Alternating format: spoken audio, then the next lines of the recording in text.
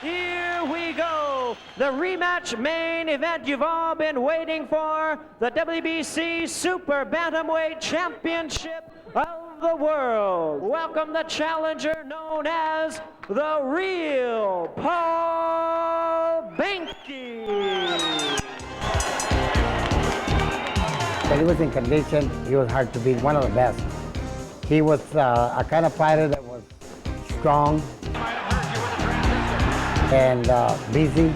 He had it in his heart to fight. In other words, he was hungry to fight. He was not like a lot of fighters that go in there just to get paid. He would get the people to stand up and take notice that he was in the ring. And most of the time, I'll say 80% of his fights, he was in command of his fight. In a boxing match, sometimes a fight breaks out. And when Paul Banke was in the ring, a fight would always break out. He came to fight. Banke's hitting with everything with the ring post. That's why he was a very popular fighter, because his fights were always very exciting, and you could never tell from one moment to the next what might happen. It was the kind of fight where you didn't want to turn your head and talk to your neighbor because you might miss something very excellent. He won America's, WBC Americas. Then he won the Stroh tournament, which was very important to everybody. Everybody was signed up because that was a big prize. At that time, it was $75,000. And Paul came out winning the $75,000 and the belt. That after that, then he won the world title. See, I don't think he wants to continue.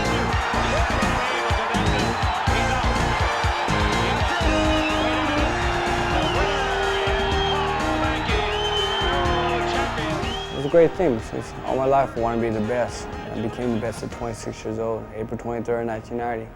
And no one can ever take that away. Nobody can never take that away from me, that feeling.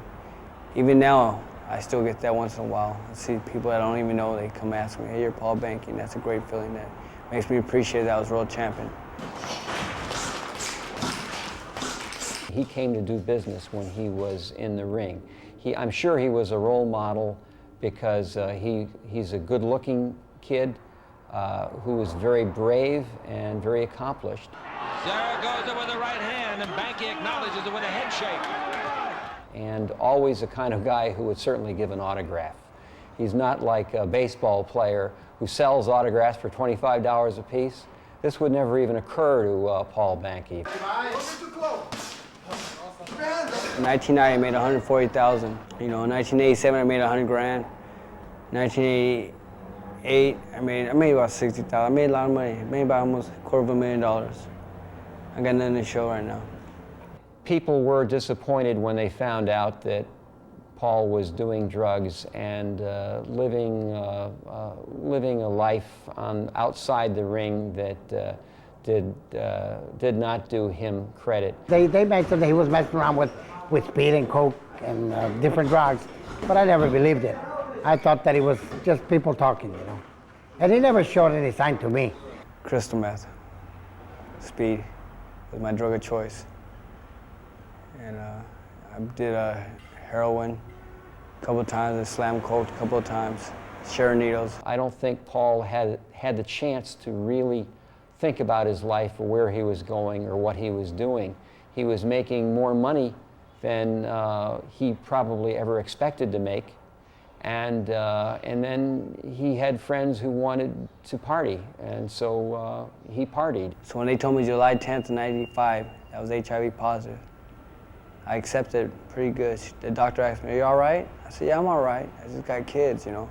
I'm not surprised at the way he's behaving. Paul is a very courageous individual, and I don't think he ever hid his disease.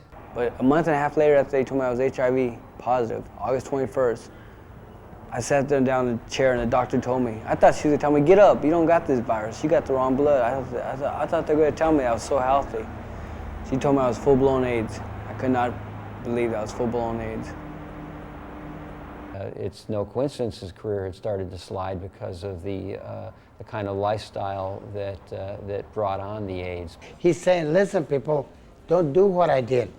I'm giving you a breath of my life to give you many breaths of your own life. My kids are only 4, 6, and 8. I'm scared for my kids, you know. I don't want them to be fatherless. Forget Paul Banke. Forget Paul Banke. It's my kids. It's my mom. It's my brothers and sisters that are gonna suffer. Forget Paul Banke. Forget me. Because I was out there pleasing myself, you know.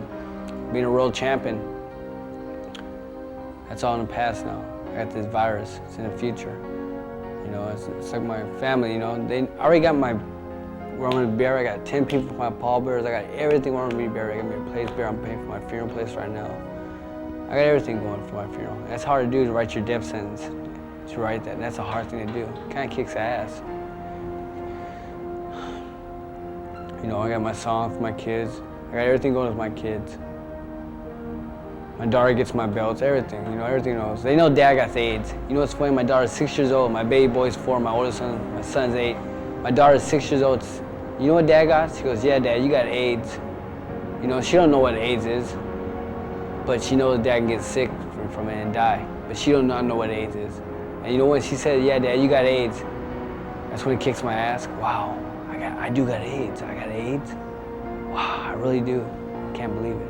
You can learn a lot of positive things from Paul Banke. You can learn that with determination, you can be a street kid and succeed in life. And he succeeded in life as a street kid, but you also can learn what not to do from Paul Banke. You can learn how to behave, and you can learn how not to behave. Don't do drugs. Don't do alcohol. Alcohol and drugs get you the virus because you don't think. He's telling them, be careful. Don't do what I did. You know, it doesn't pay. Especially, you're gonna leave people that you love behind.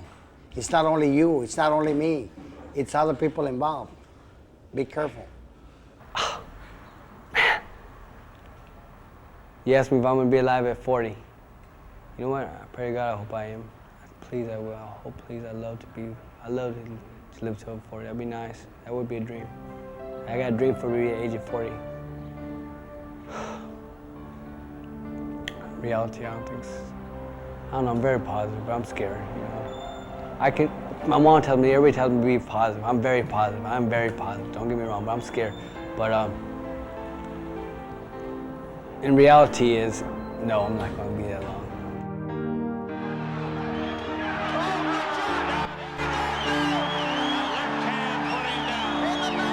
The winner by way of knockout, the new WBC Super Bantamweight Champion of the World, the real Paul Banke.